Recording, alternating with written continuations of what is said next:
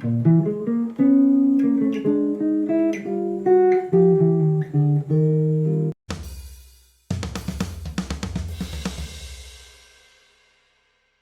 triad pair explosion. Let's start off, I'm just going to play it so you can hear what this thing sounds like, and then we're going to talk about the theory, and I'll break it down into a couple of steps. I think maybe there's like 4 steps that we can break this down into to help you get to the point where you can play through this, okay?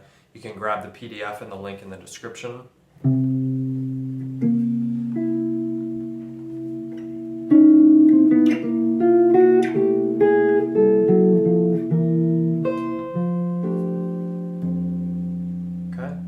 That's what it sounds like.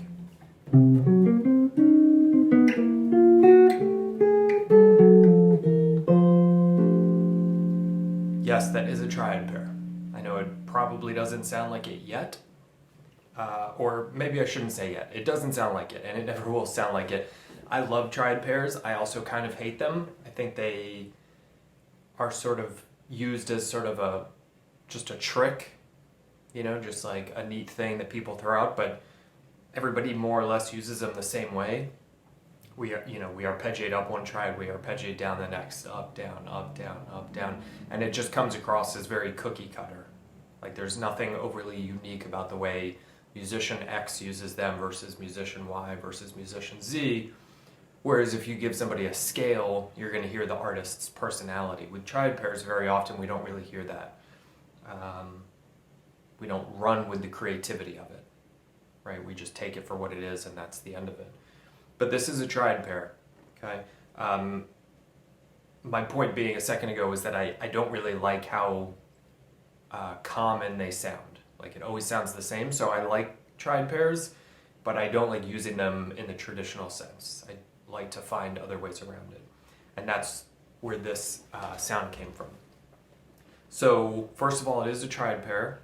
Second of all, I call it a triad pair explosion because it's moving in contrary motion. So there's 2 notes happening.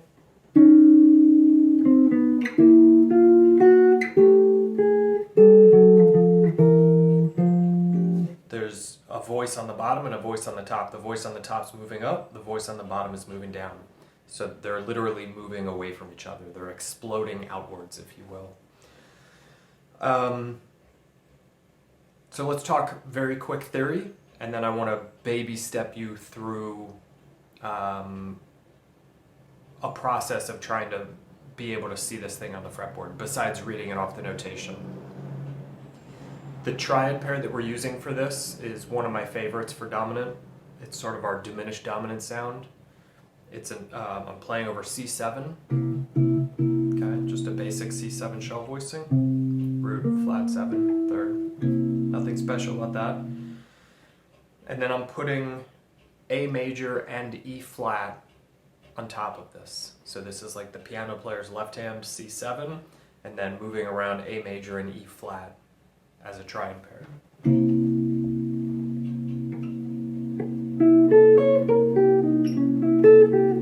Right, this is like the kind of traditional triad pair sound or use.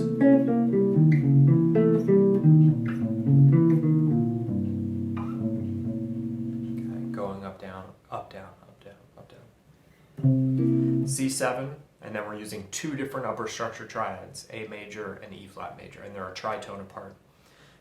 First thing I would recommend is just make sure that you can see all 3 of those shapes. So make sure you can see the C7, just play C7, and then kind of go back and forth between some A major triads and E flat major triads.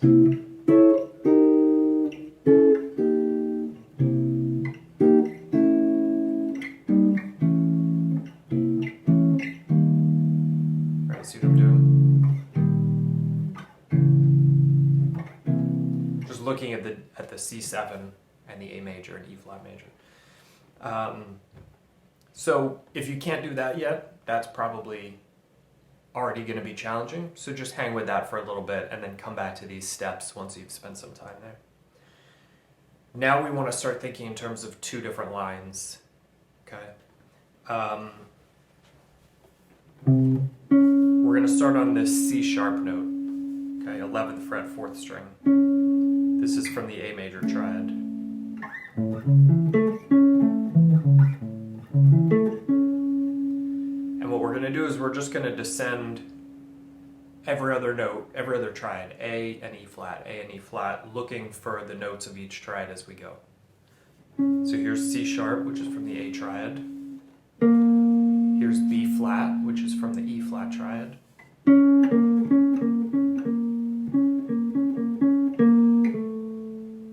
Okay, so down a minor third, down a half step, because that gives us A. That's the root note of the A triad. There's G, 10th fret, 5th string. That's the third of the E flat triad. And that's 7th fret E note, the 5th of the A triad.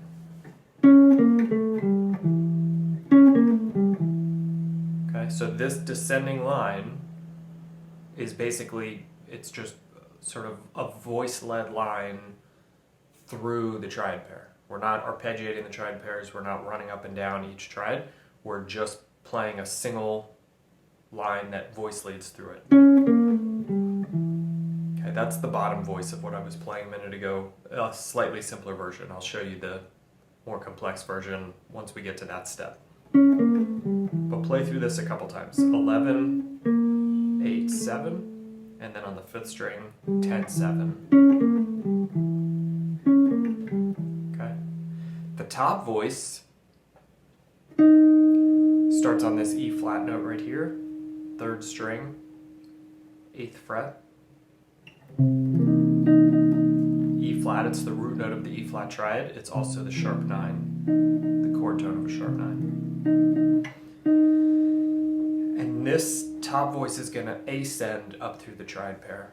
So this is E flat, up 1 fret gives us E natural, right, which is the 5th of the A major triad.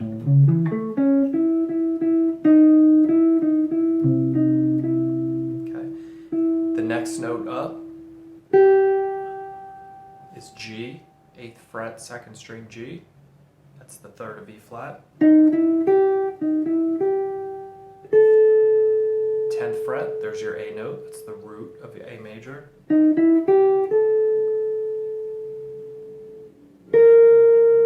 B flat, that's the 5th of the E flat triad.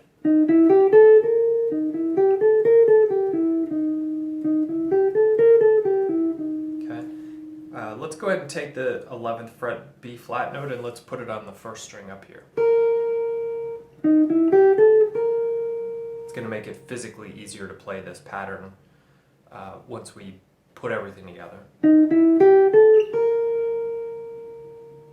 Okay.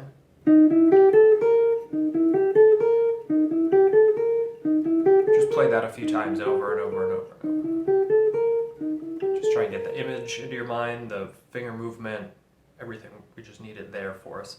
So, quick reminder, step 1, play through the triads along with the shell voice, and just so you can wrap your mind around these 2 triads.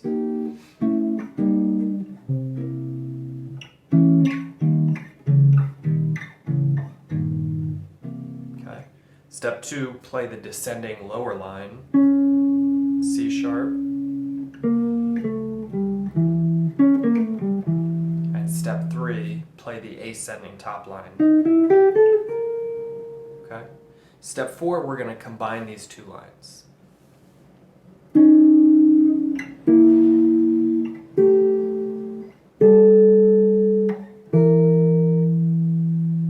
Did you catch that?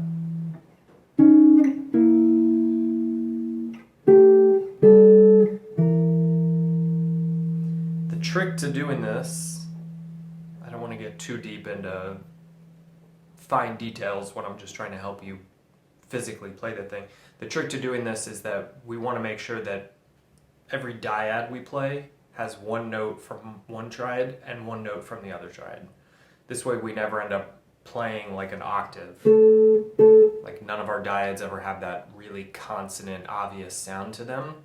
None of them are going to sound vanilla. They're all going to be a combination of the 2 triads. So this C sharp is from the A triad, this E flat is from the E flat triad. Once we get started on 2 different triads, because they both flip-flop back and forth, every time We go to the next dyad, it's going to flip. So the bottom triad will be an E flat, the top triad will be an A. Does that make sense? So we have two different triads we're pulling from, and every dyad takes one note from each.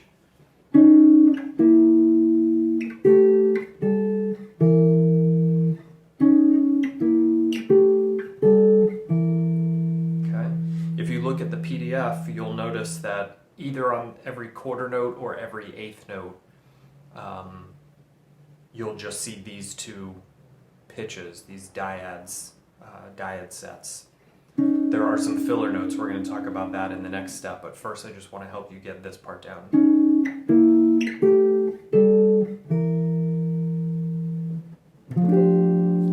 And we can actually resolve, because remember this is a C7, so we can resolve to, let's say, F major.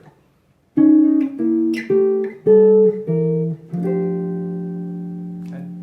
This is already enough to be used if you want to.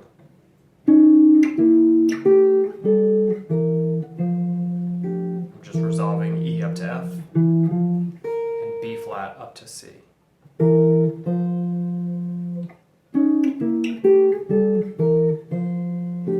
then you can fill in the rest of the middle voices if you want to play the actual chord.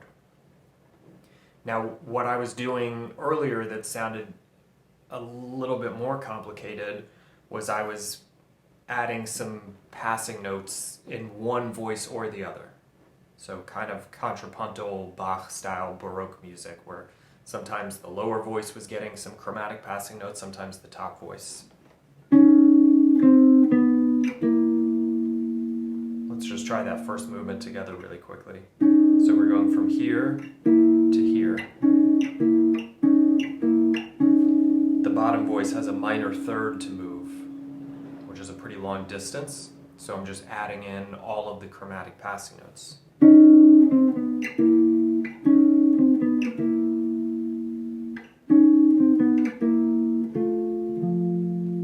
Okay, that's a resolution of the F major. We don't have to, but at any point during this triad pair explosion, we can resolve out of it into the one chord, because this is dominant, so anywhere in it, the triad pair will resolve. Right? But we're going to keep going. Now once we get to here, the bottom voice only has a half step distance to move, so we can't do any chromaticism there, but we can put the chromatic movement into the top voice.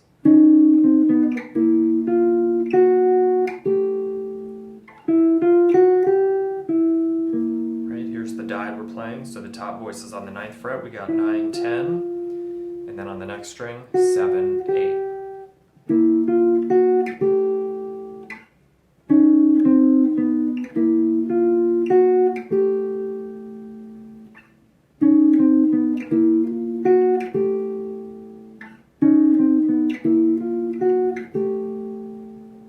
Okay.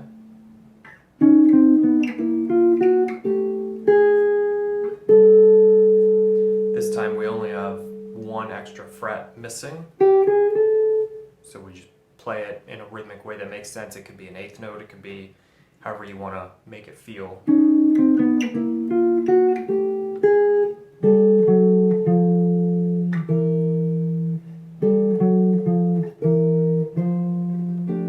Okay, so it's bottom voice gets the chromaticism in this particular pattern, which I recommend you learn it this way first, and then you can explore and experiment. Bottom voice, top voice, top voice, bottom voice, resolution.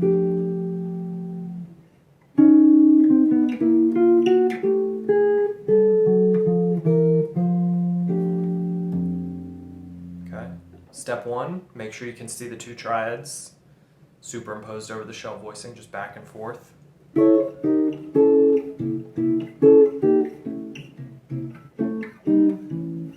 Right? Step 2, practice the descending lower line. If you need to sit and tab it out, that's fine, or you can look at the PDF to get some help with it. Step 3, practice the ascending line.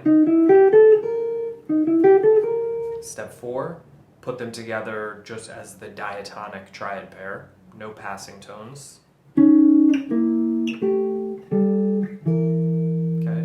point we can resolve to the 1 chord.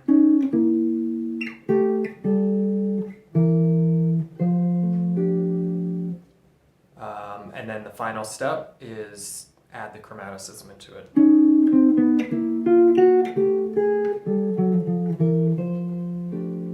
Okay. Still with me? There is one more step that I think is worth taking, and that's, if you know me, you probably guessed it, take this and move it through the circle of fifths. And we still have a few minutes, so I'm going to do that right now. C7.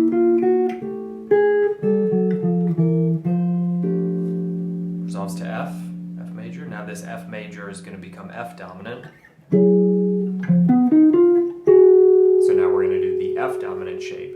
At this point, I can tell you what my triad pair is. It's D and A flat, but I don't care. Now I'm just looking at pure geometry, right? That's one of the beautiful aspects of the fretboard, is it's just a big geometry project. So if you can see the geometry here, then the same finger movements and shapes and patterns happen in every other key. If you can learn to see it, I'm visualizing all this based on the root 6 shell voicing.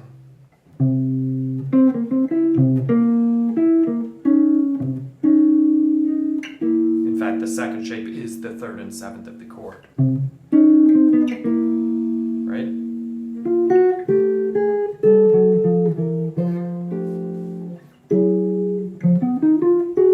F7.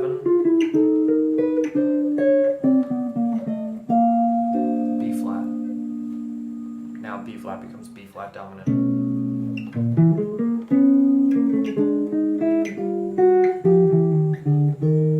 E flat major. Now E flat becomes dominant.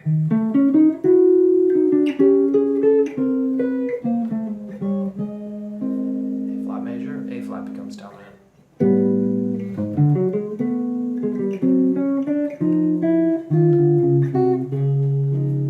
D flat becomes dominant.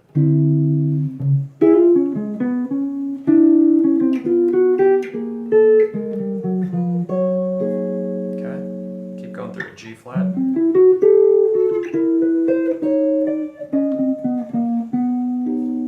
B. E.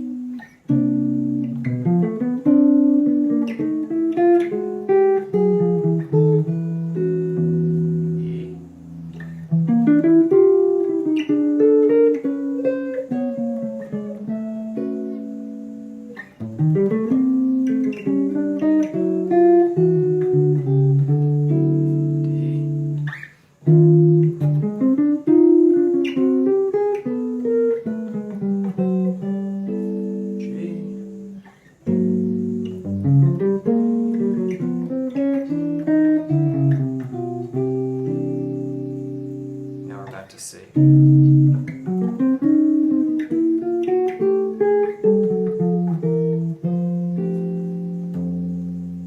that was the full circle of fifths. I wouldn't stress about trying to get to that until you can see all the little shapes and follow those little baby steps that I pointed out. This is why the idea of this technique came to me a long time ago, but it really wasn't until yesterday that I finally felt okay with it, because I just wasn't shedding it. Because I think, if you know me, you know that my whole thing is let's just grab the low-hanging fruit and learn how to make really beautiful, authentic, spontaneous, personal music with it. This is not low-hanging fruit. This is top of the tree fruit, and super beautiful and exotic sounding, but pretty tricky to actually get into your fingers and be able to implement in a musical situation. So take your time. If it's super frustrating, that's probably normal. If it's not frustrating, then hit me up, because I would love to take some lessons with you. Let's see if anyone has any questions.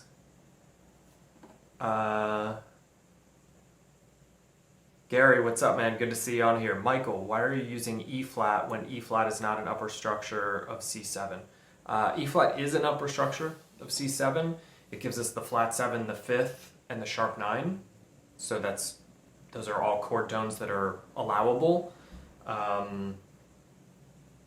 the sharp 9 makes it upper structure. In my opinion, the flat 7 makes it upper structure also.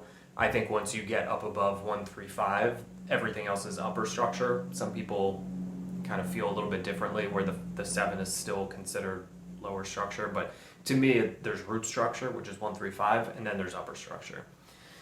Either way, the sharp 9 does make it upper structure. Why do I use it? The short answer is because it's the best triad to work against the A major.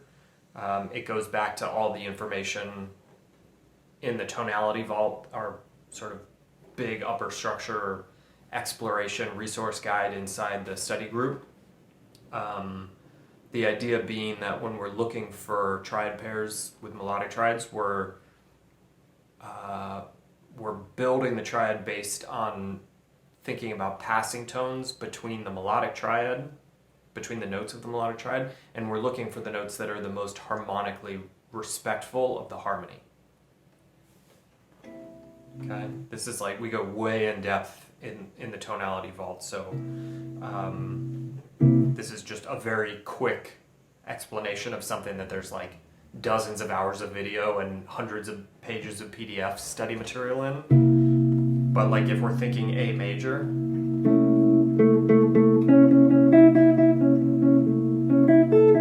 right, what are the 3 best passing tones to connect these 3 triad notes? Best meaning most harmonically respectful. We use a concept called the hierarchy of harmonic importance, which kind of ranks different chord tones in terms of their importance. It's 3, 7, 5, 9, 11, 13 root. That's something my teacher Stefan invented or discovered, or I don't know if someone taught it to him. I think he just kind of came up with it. It's pretty brilliant. The idea being that the 3rd and the 7th are the most harmonically respectful, then the 5th, then the 9th, 11th, 13th, and then root. Technically, root is extremely respectful, but it adds no real color, so there's no reason to put it in, harmonically speaking, until the very end, because it just doesn't add any depth. So, in order to get from A to C sharp, what's the most harmonically respectful note we can add? For C7, it's going to be a B flat note, because that is the flat 7 of B flat. So it's a very harmonically respectful and definitive note. It tells the ear that we're hearing a dominant 7. From the 3rd of A to the 5th, C sharp up to E, we have a couple of choices. We can play D or D sharp to act as a passing note. Well, if we play D, that's the natural 9, which we generally don't combine with the flat 9 very often when we're talking harmonically. So instead of the natural 9, we'll use the sharp 9. That's where the E flat note comes from.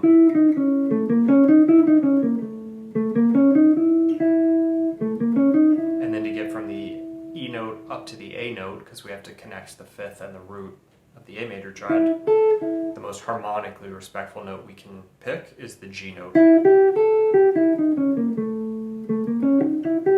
In the melodic triads approach, we start with the basic triad with 1 extra note, right?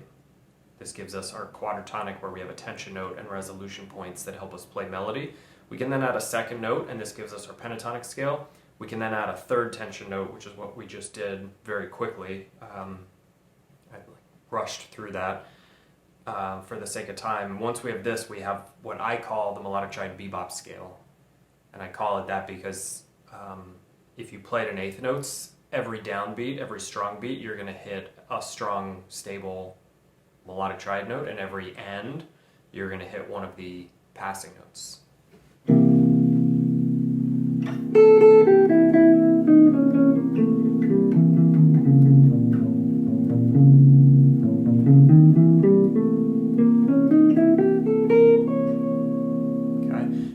Another benefit to that is that it gives us our triad pair. That's where the triad pair comes from.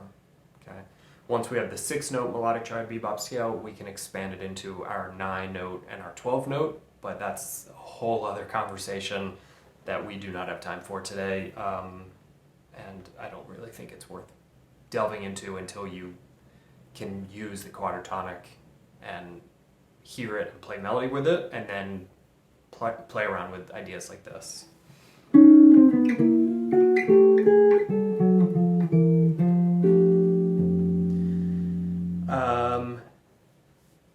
Michael, I guess G flat would work too. Would G flat work?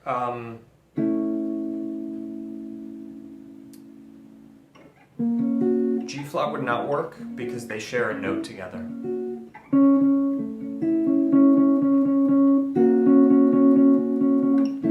Right, you hear it?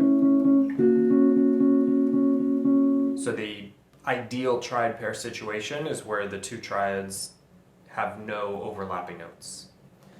Because if they do, then when we start using them, the whole idea of, in melodic triad terms, of having the triad pairs have a tension triad and a resolution triad, and they bounce back and forth, and they pass, they like dance around each other, and when you have a common tone between them, it takes away the ability of the triads to do that, because we don't always play the whole triad, right? As you can see here, we're doing diads, we can do single note lines. So if they share a note in common, there's going to be instances where we try to use it to create an effect of tension, resolution, and movement, and we won't get it because one of the notes is not moving. It can be a cool sound to have. I love having common tones and pedal tones that sort of help glue chords and melodies and triads together. But in this situation, I would not recommend using G flat. Unless you're just talking about the note of G flat, in which case the G flat note would be allowed, but it's not the most harmonically respectful because the sharp 11 is not as harmonically respectful as the natural fifth.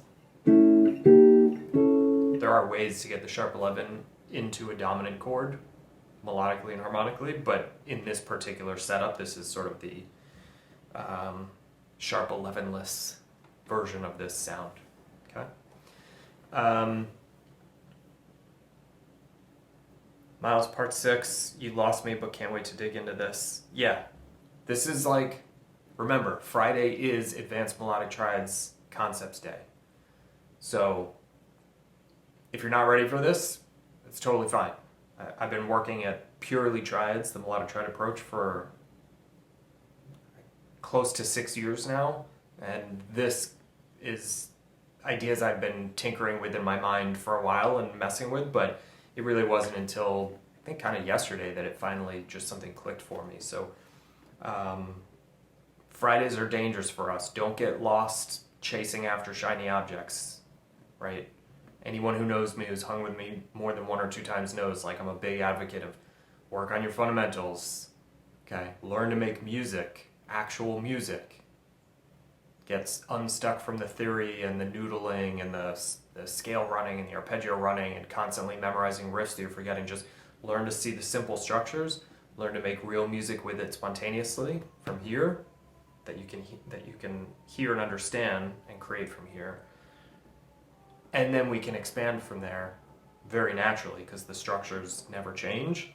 But don't get, by all means have fun with this, but don't spend an enormous amount of time trying to learn this if you're not happy with how your regular 80% of your playing is going, because 80% of your playing should just be using the fundamentals.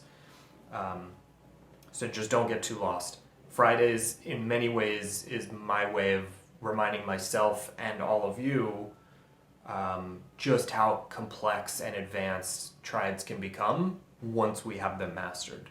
But better to spend an hour mastering triads with the fundamentals and the simple stuff than an hour trying to work at something that is only going to frustrate you. So have fun with it, and by all means, if you can pull it off, go for it. But don't get too frustrated with it. Okay.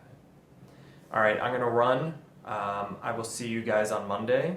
So have a good weekend. No open office hours for the study group members, and no